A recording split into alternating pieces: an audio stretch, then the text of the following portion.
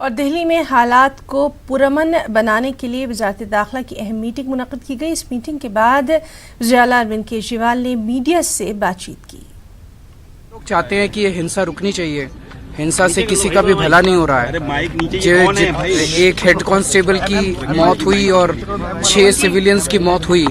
वो सब लोग किसी न किसी के घर के लोग थे और हमारे ही अपने दिल्ली के लोग थे। तो जितनी हिंसा बढ़ेगी उसका किसी को भी फायदा नहीं है।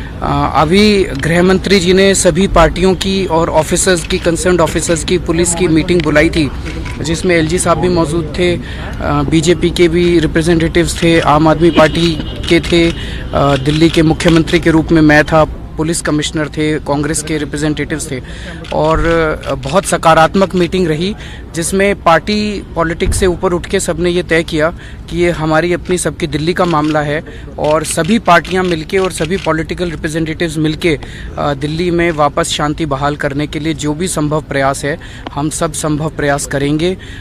सभी अथॉरिटीज़ ने और गृह मंत्री जी ने आश्वासन दिया है कि जितनी भी पुलिस की कोई कमी नहीं होने देंगे, जो भी ज़रूरत पड़ेगी हम सब लोग मिलके करेंगे। सर, वहाँ पुलिस को लेकर अरविंद सर, पुलिस को लेकर भी सवाल कि पुलिस की अगर उसकी ज़रूरत पड़ेगी तो मुझे उम्मीद है कि पर अभी शायद जो पुलिस एक्शन ले रही है, पुलिस के एक हेड कांस्टेबल की मौत हुई है और कई पुलिस वाले सीरियसली घायल हैं। मैक्स हॉस्पिटल के अंदर 9 पुलिस वाले घायल हैं, जीटीबी हॉस्पिटल के अंदर 16 पुलिस वाले घायल हैं। तो पुलिस वाले अपनी तरफ से कोशिश कर रहे हैं।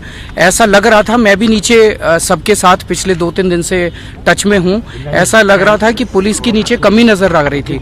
तो वो आश्वासन दिया है कि कोई कमी महसूस नहीं होने देंगे और जितनी ज़रूरत पड़ेगी उतनी पुलिस की वो मुहैया कराएंगे। और सब लोग इसके ऊपर पार्टी पॉलिटिक्स से उठ के सब लोग अपनी दिल्ली में शांति बहाल करने के लिए प्रयास करेंगे।